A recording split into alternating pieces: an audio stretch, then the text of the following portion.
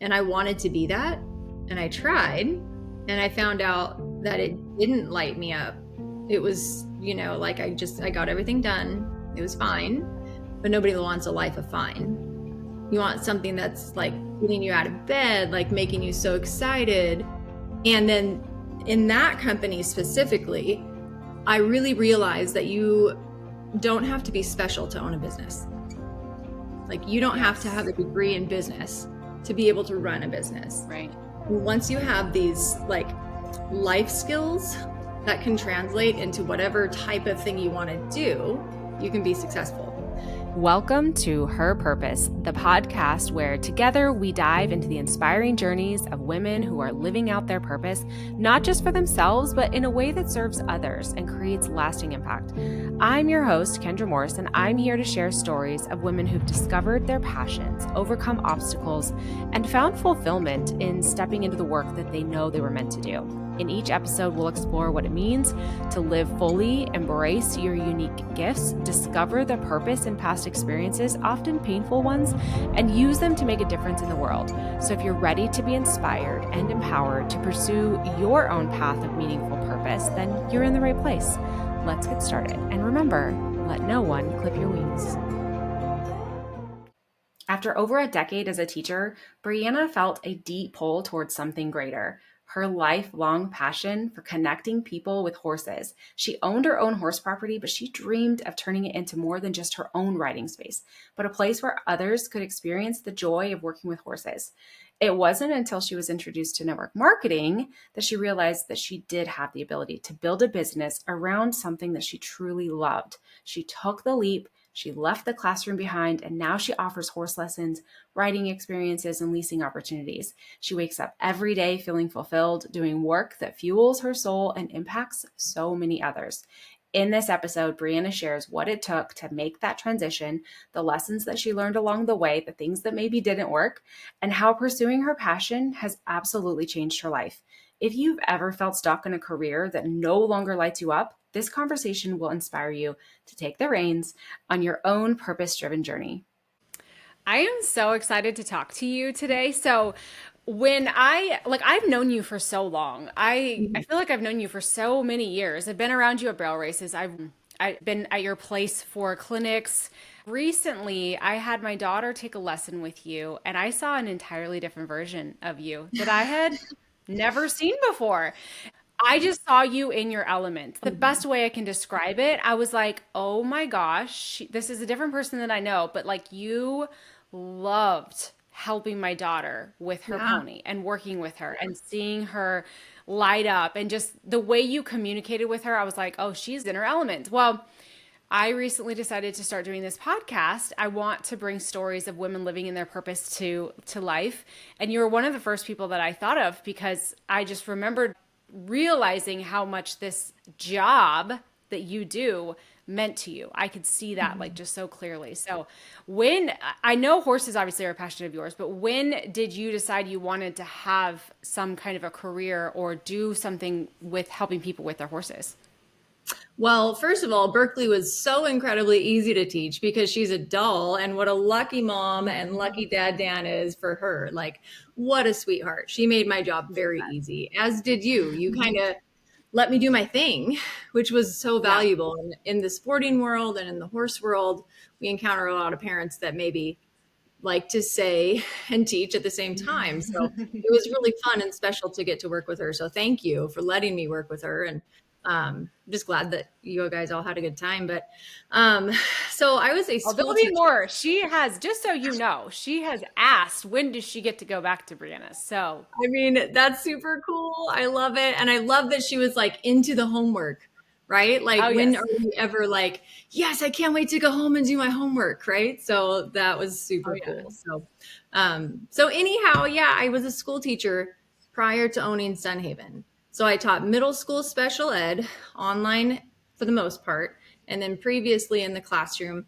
And at one point in my career, I taught everything between K to 8, kindergarten, 8th grade, general ed, special ed. I even was like a math TOSA for a little bit of time and did some specializing. But before I owned Sunhaven, I was a teacher.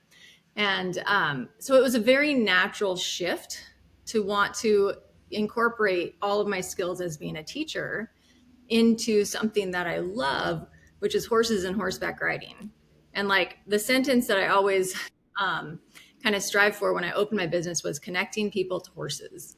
So I wanted to be the bridge that connected people that were interested or passionate or, like didn't quite know where to begin.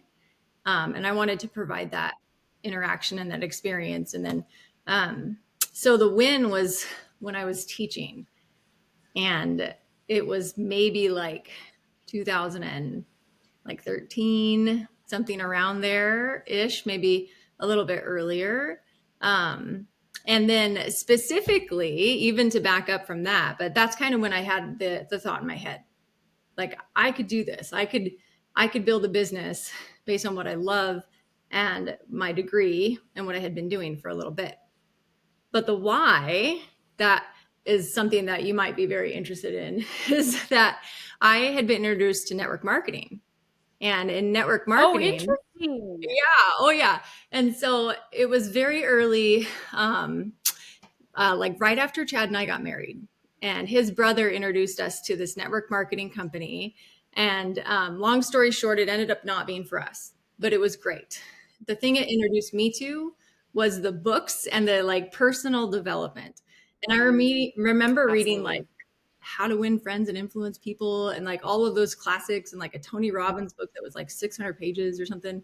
And I remember reading these books and being so inspired, and then applying Yeah. that just to like my life, like those self-help or whatever we want to call them, personal development books, Right. just really impacted me.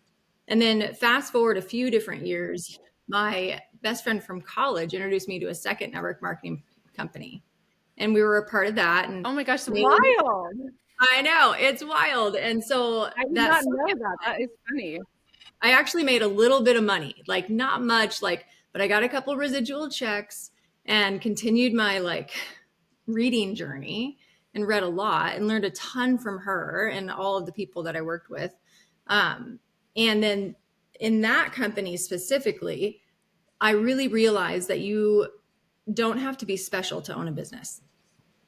Like you don't have to have Yes. a degree in business to be able to run a business. Once you have these that can translate into whatever type of thing you want to do, you can be successful.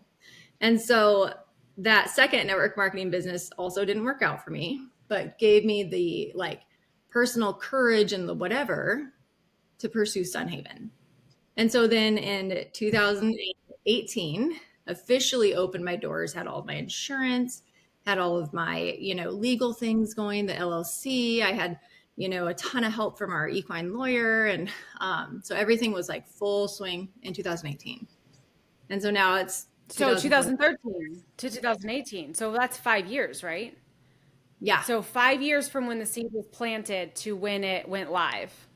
Yes. So were Yes. you progressing like forward towards that dream all 5 years? Or was there periods where it went on hold? Or was it like you thought about Yeah. it, but you hadn't acted on it for those 5 years? I think it took the time it took to develop all of the things within me that I needed to take the next step. And it took the time it took, those 5 years, I suppose it was, to continue learning and maturing and refining what it would look like for me in my life and with my husband and with our children and what that would really look like. And I said I was an online school teacher. And so that was super cool to be in my house and learn how to frame my day, knowing that I had to be productive and getting things done because I had a full-time job and I have two children and I have the horses. And so I think the period of time when I was an online school teacher working in my home, I really learned how to time manage and how to get stuff done when you're in your house and there's like the dishes over there and there's the vacuuming and there's like a horse to ride out there, So like that was really important to learn how to do like time management. And I think that really clicked in over time. And then it just was like, I can do this, like that confidence kind of just showed up when it did. And then I didn't hard leave my job at first. I took a leave of absence for a year.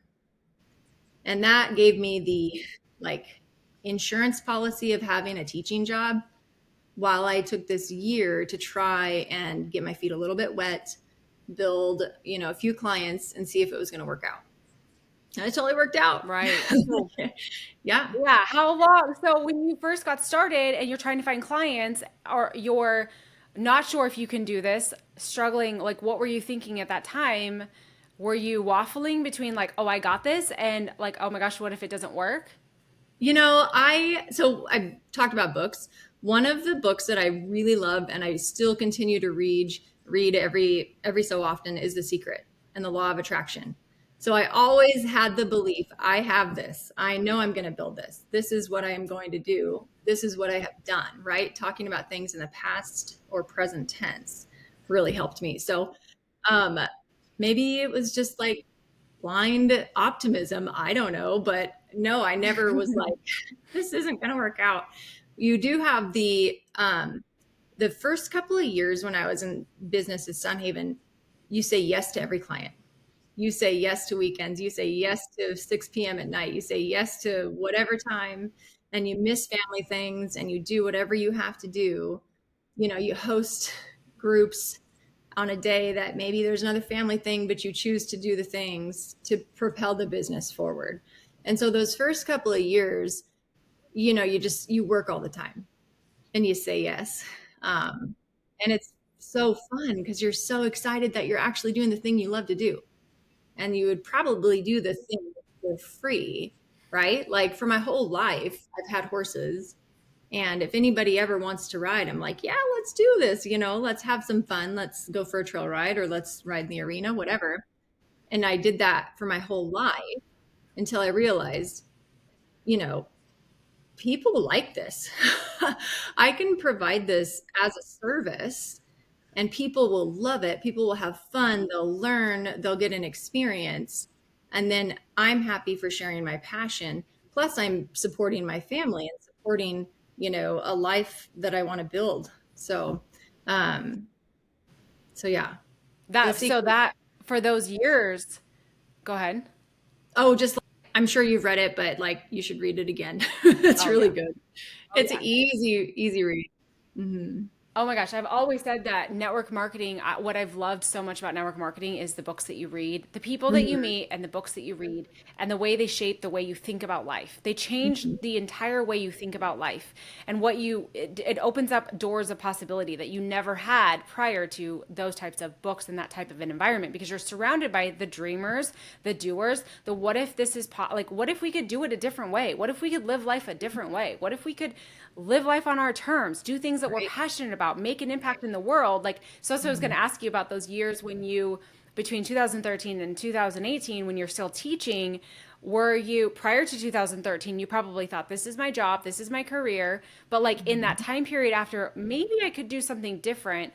How did you relate to your job? Was it more and more like, this isn't how I want to spend my life? And it was, yeah, that was a process that did happen. Like, I think we're raised, we're taken through school. Many of us go to college, and this is the track you do. You get a job, you work it for 40 years or whatever, and then you retire and you die. And that's just what you accept as normal. And, um, and as you like get into that, like I think, in the workforce at almost 10 plus years at that time. And just the realization, like, oh my God, I have a lot more years of doing something that I really like. I really liked being a teacher. And I think I was okay at it. But like, did I love it? No, I didn't love it. And Did it like, fulfill your sense of purpose? no, it Yeah. didn't fulfill my sense of purpose. Being a teacher was lovely, but I never was like, this is it. This is what I love. I love helping these kids. And some people do feel that. Some people are Yeah. beautiful teachers. I have so many amazing teachers in my life, a lot of my family, many of my friends. And I I love that. And I wanted to be that. And I tried. And I found out that it didn't light me up. It was, like I got everything done. It was fine. But nobody wants a life of fine. You want something that's like getting you out of bed, like making you so excited. And we thankfully had a space that we could morph into something that the public could use too, right? We bought this property knowing that I love horses. My husband doesn't love horses, he likes them, but like He's he so was not, awesome though. he's so awesome. He's so supportive.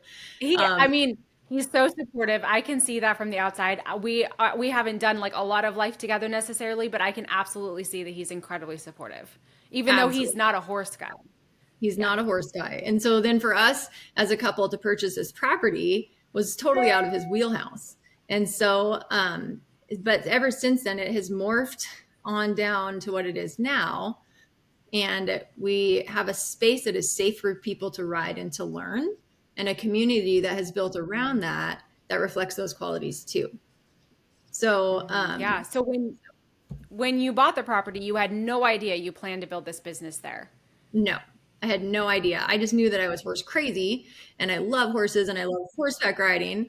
And growing up in the Seattle area where it rains all the time, if you had an indoor arena, it was like gold, right? And so Right. moving to the east side of the state, there seems to be more indoor arenas for whatever reason compared to where I grew up. And so we found a property that had an indoor arena. Granted, it's not the Taj Mahal, it's very small, but it does the job. And I love it. I absolutely adore it. And so we bought this property with the thought, like, this barn is amazing. And I don't think we could probably build this barn in our current life situation. That was in 2008, and I was pregnant with our son Jackson, who's now 16. So we did buy this property with the intention of always having horses and to fulfill my dream of living in a horse property. Um, the house was not livable. The house needed so much work. It was disgusting. We lived at our Chad's parents for a month because it had to be gutted and redone. But the barn was always solid and perfect. So, but then through the years, we added, changed, so it could become a place where people could learn and grow in their horsemanship.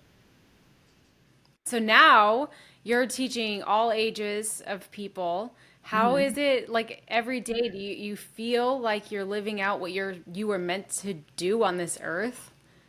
Absolutely. Yes. I love it. I wouldn't trade a day for it. And on the worst days, it's still better than any other day doing any other thing for me. So, like the background work of running a business, like nobody really likes tracking expenses or taxes or like, the paperwork aspect of it. But when I'm actively working with people and improving their riding, helping their confidence in the saddle, giving them the skills, sharing the property, like doing the things that makes me feel like this is awesome. And the leasing program specifically makes me feel super awesome. These conversations show us that living with purpose is so not about perfection. It's about trusting the whispers of your heart, embracing what is probably going to feel like a mess, and having the courage to take that first or next step when you probably won't feel ready. I do believe that every woman has a story that's unfolding, and every story can become a spark of inspiration for someone else. So, if today's episode has touched you in any way, my ask is this: share it with a woman you love who might need a reminder that she's not alone, and those whispers she's feeling, they're there for a reason. All right, let's get back to the episode. Because it makes me feel so good when I see that relationship develop over time, when people lease a horse and can grow that more than 1 hour a week.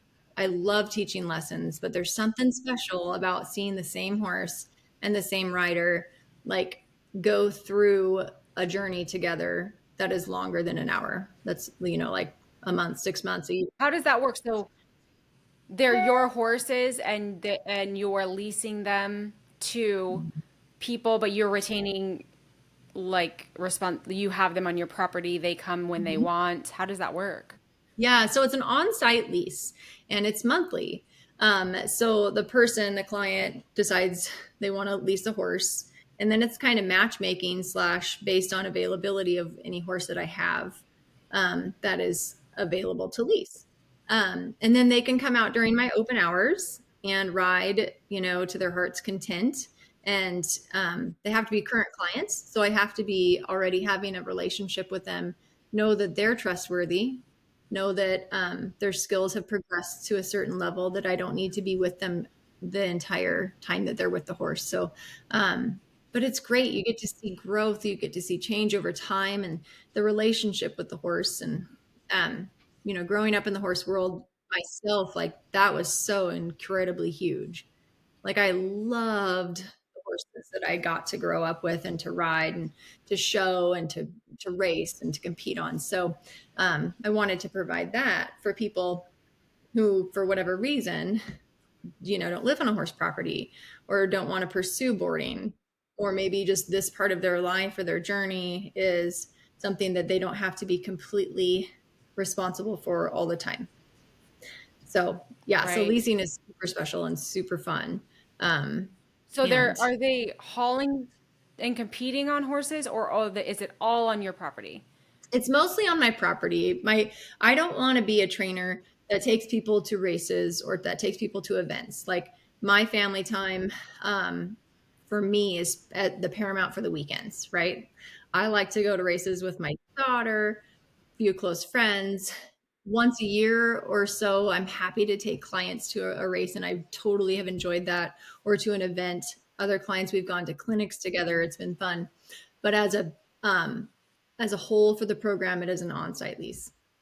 Yeah. And so, how did you develop that concept? I've actually never really heard of that specific concept in the horse world. So, I mean, I think that's so freaking awesome that you Mhm. looked at what would work for your family, what would work for your time, what would work for the lifestyle you want to live. And you found a way to have a business that meets your, like, is a profitable business, but isn't running your life. So, how did that come about? Had you experienced that before as a customer? I had, yeah, I had heard about leasing from a couple different avenues. One of my, the people I really admire in the horse community around here is Jennifer Ballard. And Jennifer Ballard had a wonderful leasing program and still does. And so I picked her brain a couple times, and she was so helpful and has been helpful in the whole journey of Sunhaven. Such a great, type mentor and friend to me. So yeah, she had a leasing program that I took a lot of inspiration from. Um, and just it, like, as you get into business, and this is so cliche, but you see a problem, and then the best business models fix that problem or provide a solution. And so from teaching these hour long lessons, I saw the problem of, people want more. People want to have more interaction with the horses. People want to connect on a deeper level, more long term, but not necessarily a horse purchase. So, so it almost provided a solution to a little bit of a, quote unquote problem that I saw teaching these horseback riding lessons. How long have you been doing that? So how long did you do just lessons versus when you transitioned into more and would you say more of your program is around that, or is it 50-50? I'd say it's about 50-50. The lessons and leasing probably are 50-50. And then the time, I'd have to look back. It was not originally, it was a good, 2+ years into the business, I think that it showed up that people wanted more interaction and more time with the horses. And I love having horses, training horses, bringing them along, providing um, tune-ups for the horses that I own to continue to have them be really, really good animals and really, really good partners. And it just kind of morphed on its own, I suppose, if that makes sense. Right. Yeah. So then do the people that are going through this leasing type program advance on to purchasing a horse at some point, or purchasing the horse they leased, or does it kind of, is it a season of life for some people and then it's no longer a season? What have you Yeah, experienced there? I think I think time will tell what really shows up as a pattern. One of the things that I know from just my background in horses is a lot of preteen girls are horse crazy, right? And then maybe they get a little bit older, like, let's say that the family purchases a horse, they dump a ton of time, energy, and money. And then another pattern that we see develop is 15, 16, 17-year-old girls sell that horse because they have gotten into sports, gotten into boyfriends, gotten into anything else in their life.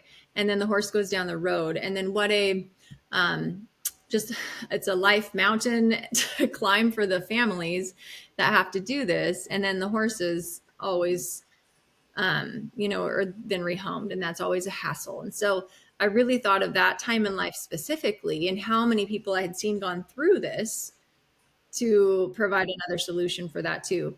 So as for trends for the business, time will tell. Everybody is an individual and everyone is unique. I value every path, right? If you go on to own a horse, I'm so happy for you.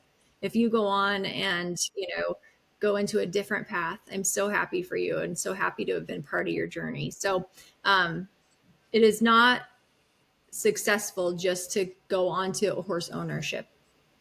Any path is always successful. And it's never the goal to be like, I know that you're starting riding lessons and your end goal is to, like ranch or own a farm or go down the road and barrel race. Like, I always try and have a very open-ended perspective.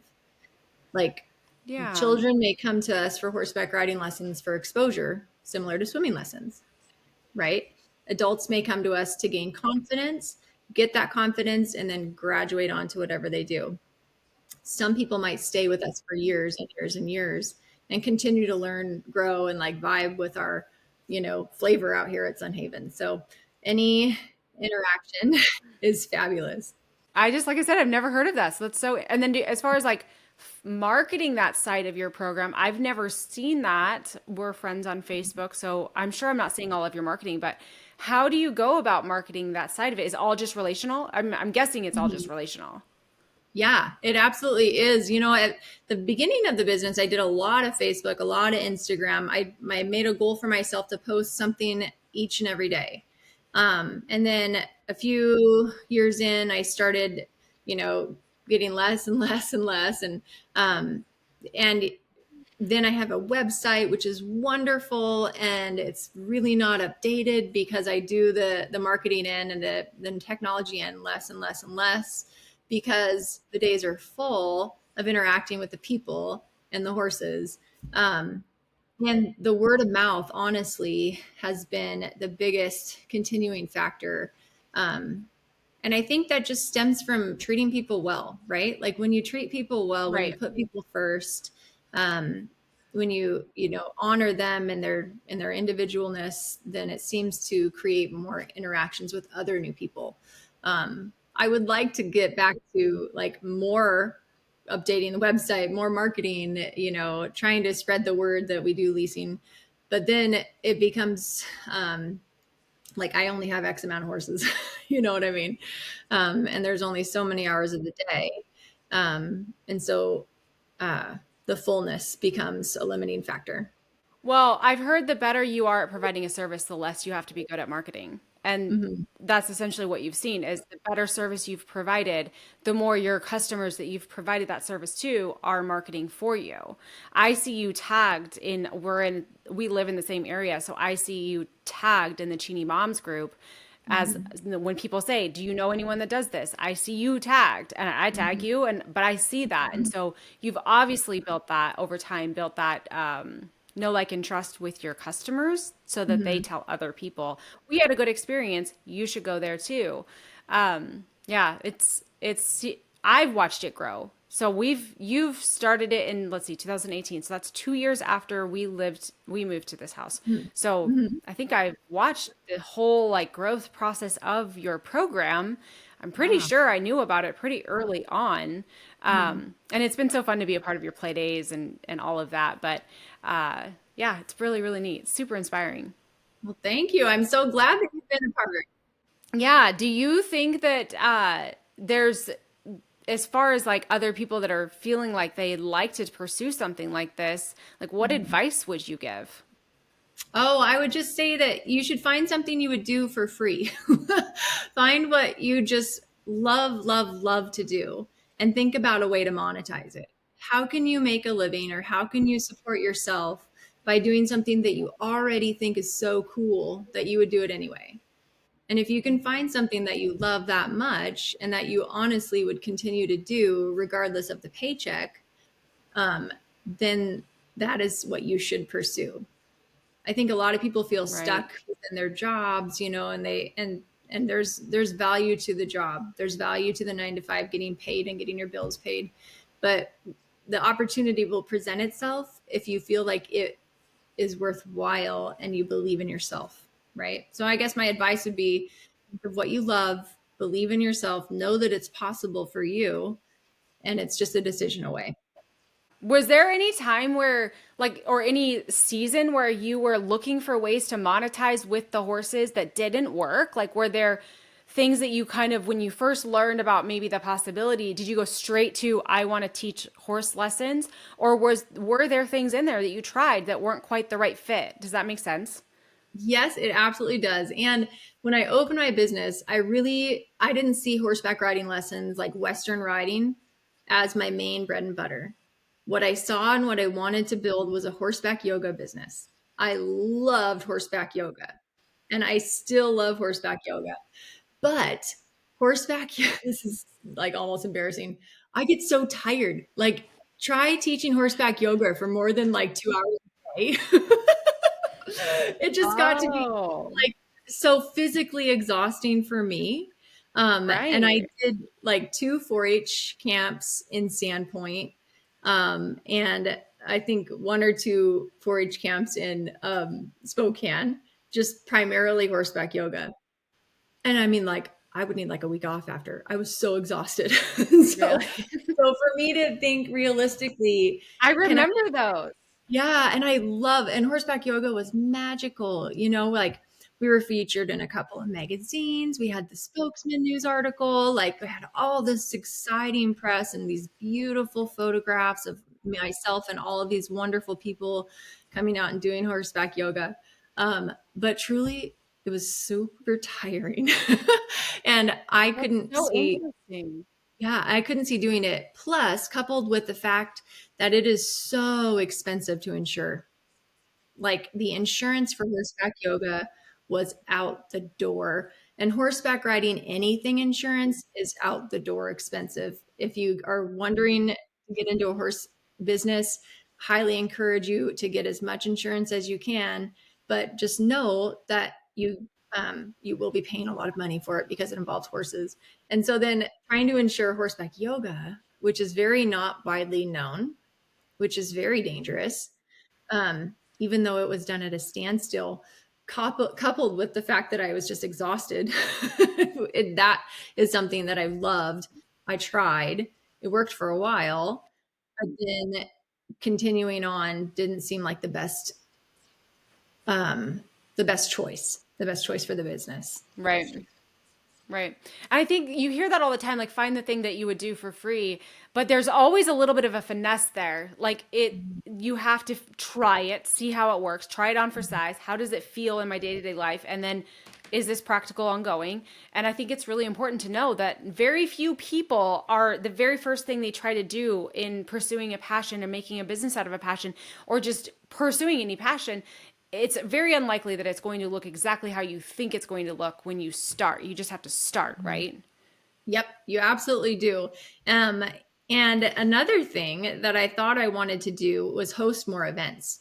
One of the first things we did when we opened our doors was we hosted a goat tying clinic. And that went very well. Overall, it was a great event. I thought, well, this is super cool. And then we started hosting more and more events. And that refined too to and to summarize that, I only really like hosting play days. Like I love hosting our own play days. The Sunhaven play day series is near and dear to my heart. It's so much fun, but other events don't give me that much joy. So that's another thing that we refined over the years is not hosting different events other than self-produced events. Those are kind of our favorite. Um, so yeah, you just have to know that you're gonna be successful. You don't have to know what it's gonna look like. You just have to know this is worthwhile. I love it. I would keep doing it anyway. And then the path will materialize and show itself as you go on. And at the end of that year, so when you said earlier that you had a year leave of absence from your Mhm. job. At the end of that year, had you replaced your income, or were you just part way to replacing your income, but you knew, yep, I'm committed to making this work? Like, where were you at that point when you made that decision to actually end teaching? It was such a happiness level versus an income level at that point. Like, I just felt so much better about my day. I To imagine, even though, like, literally I had the best teaching job ever. This was before COVID, like well before COVID, and I was an online school teacher. And so this is when online school teaching was very almost niche market. Like, it was different. It was very new. It's like a lot of people are like, "How do you do that? What does that mean to be an online school teacher?" And so I think an online school teacher was the best teaching job I could ever have, and I loved it. But I still didn't see myself doing it.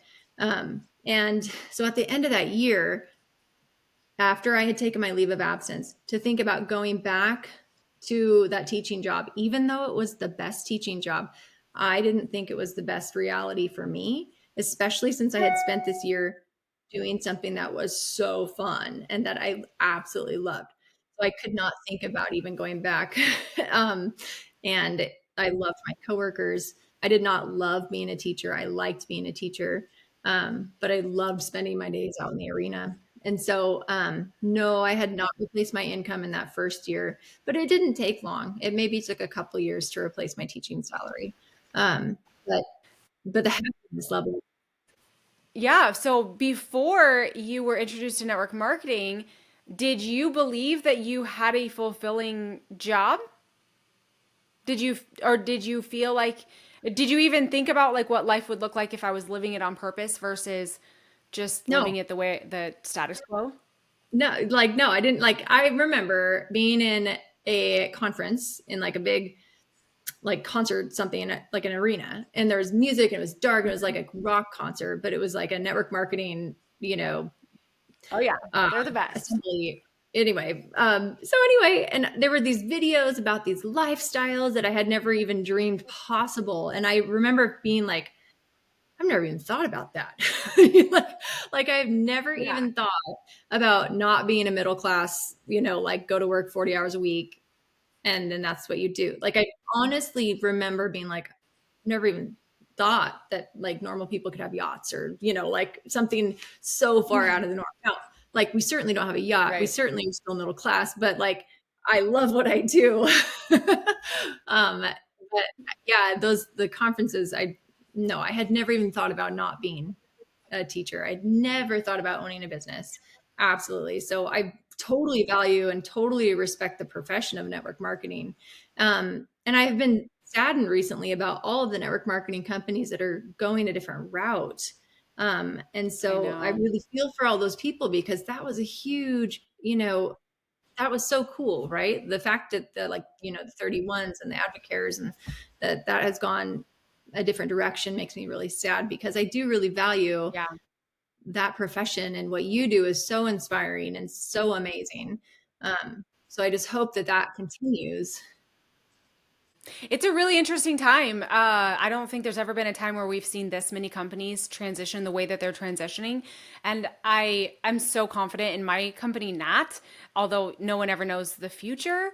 My Mhm. CEO, every time I hear him talk about it, I hear so much conviction in what he's like. He loves what we do and what we're able to do in this industry. And he believes in the power of the industry so much that I'm not worried about my company changing. I think what's happened for a lot of these companies, this is like off track, but I think what's happened for a lot of these companies is the ownership has sold, and the owners, the original owners that built the company from the ground up and believed in and loved the business model are maybe Mhm. no longer the ones that are making those decisions.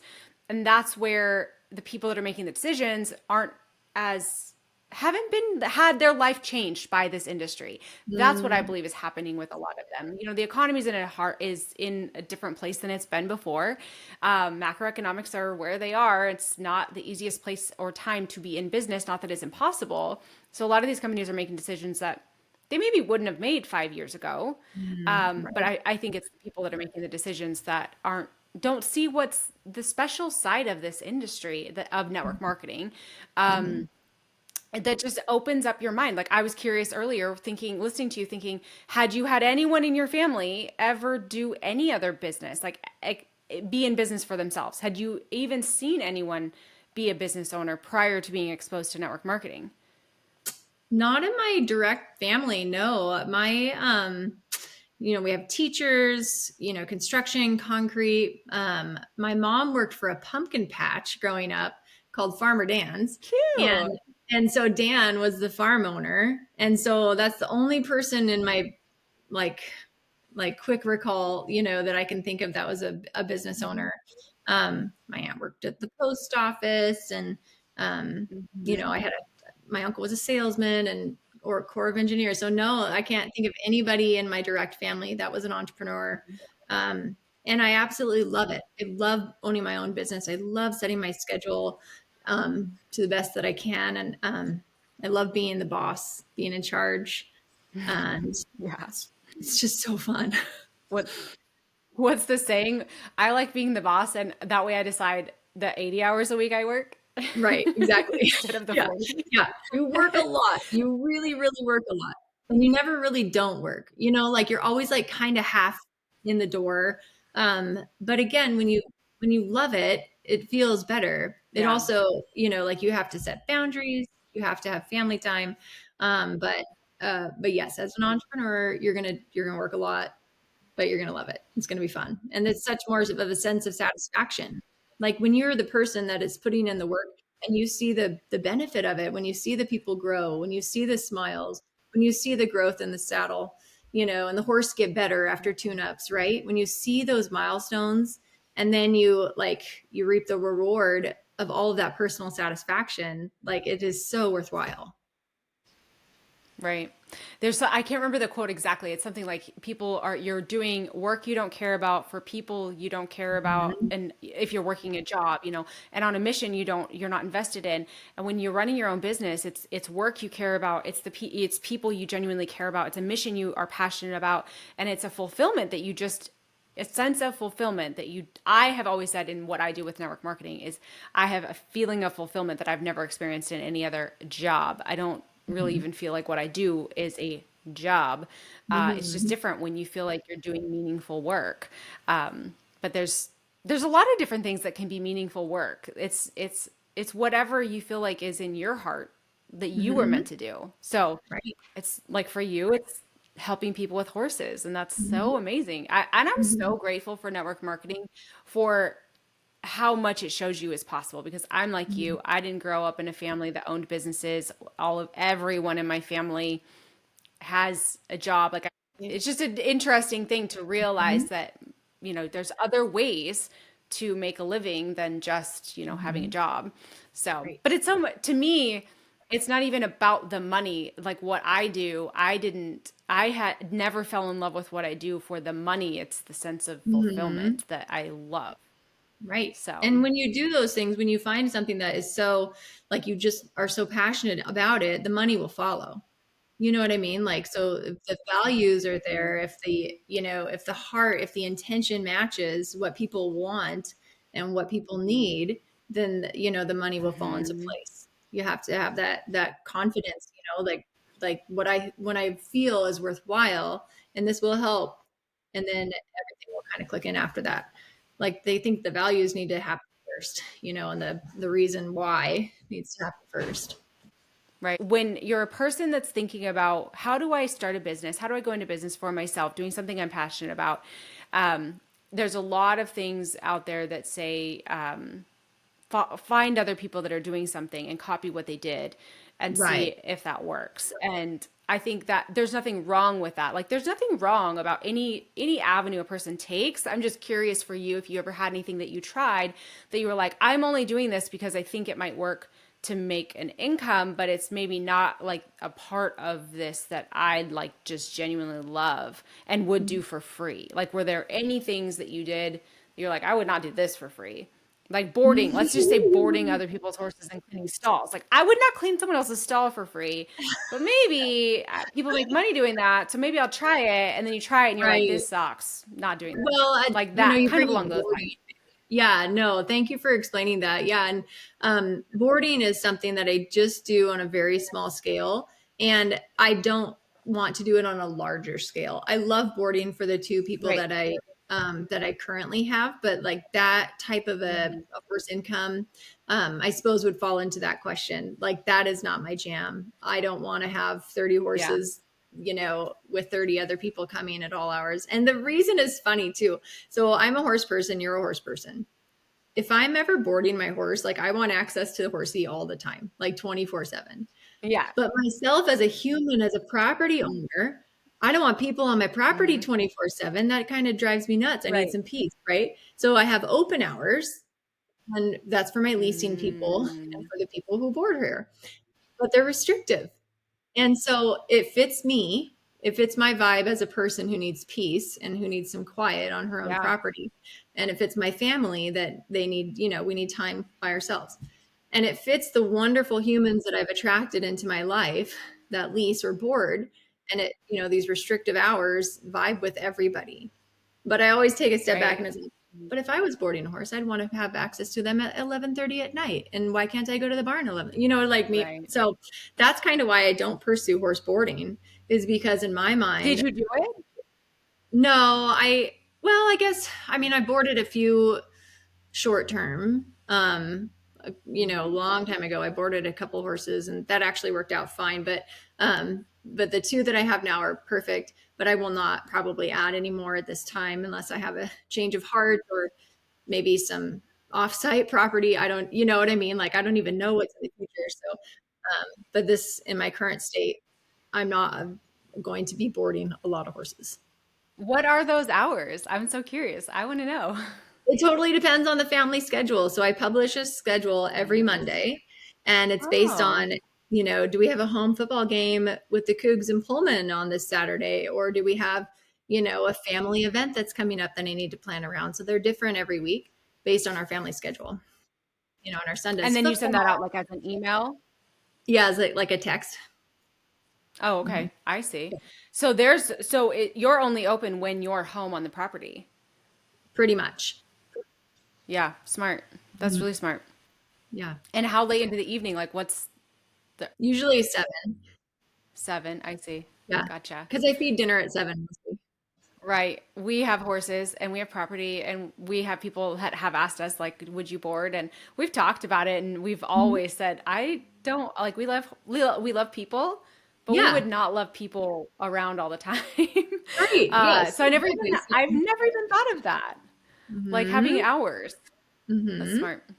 Yeah. Super, super Thank you. smart. Yeah. It's just so fun. I just love what I get to do. I love how, like our lives have been intertwined from the horse world and from Sunhaven and it's just so fun to do what we get to do. So that's awesome. Hmm. Yeah, it is awesome. Do you have any big future plans that you want to work on as far as expanding the program, or are you like, I just want it to stay exactly the way it is? I love how it is. I love growth. I love to think about obtaining more property. Who knows what that would ever look like, but um, it would be wonderful to have a larger footprint so we could have more trails, so we could have Mhm. more access, something like that. I have Mhm. no idea what the future will bring, but Mhm. yes, I love growth. I love change. Um, Even though Mhm. there's growing pains always to be expected. But yeah, Right. who knows? And then I do tune-ups, and so I've really been enjoying the training tune-ups the past 3 years. I've had a couple training horses each year. I don't want to make that a big part of the Mhm. business, but that's something that I've enjoyed with those, couple 2, 3 horses a year, and that's been nice and fun. Um, and then continuing the play days and seeing what that looks like. But with that, so play days have grown exponentially and they've been so exciting. We started our first event in 2019, I think it was. Yeah, because it was 1 year after I had opened with 18 competitors. And now each of the three Oh, play wow. days had over 80 this past year. So it's just been, Wow. yeah, it's been a huge avenue for growth. But with that being said, there's only so many more you can take on our property. So we'll see what the future holds for that. Right. Yeah, my kids loved the candy bar race when we came to a play date. Mm. And we had transitioned to a little bit more of the junior rodeo stuff, and then now it's not, it's totally, we've totally morphed. We're like the teenage girl you were talking about earlier that went from horses to sports. And so now Yeah, it's baseball and football and a lot more of that kind of stuff. But that was, I know my daughter, especially, she has talked about the candy bar race since then many times. Like she oh, wants to that's go so back and do the candy cute. bar race. That's Yeah. adorable. I'm So so fun. happy for her. And I assume she got the candy Yeah. bar when she raced. Yes, she had a little pony. I think my son had a little harder time because he was on a bigger horse, but she had a little pony at the time, a really Yeah, small miniature, but she could reach it, so she had no problem. nice. She wouldn't, she loves her That's candy bars. awesome. She's I all love about her it. candy bars. But sports are Yeah, so that's good. Like awesome. it's so exciting. I love watching my Mhm. own children in sports. I love encouraging clients who are like, well, I'd have to stop riding lessons for 6 weeks so I can go to a practice. And I'm like, do it. Like sports are amazing. You should try sports because when you're a grown up, you can't take a break and have a season of softball or go play volleyball or go run in the track. Like you can't do that. So Yeah. do it now. It's so valuable. Like our life is greatly Mhm. increased by participation in sports. I was a big track and field athlete. I love track and field to this day. And then to see my own children pursue something that was a passion of mine and a passion of my husband's through track and field has been so fun. So that's so cool that your kids are now getting into sports.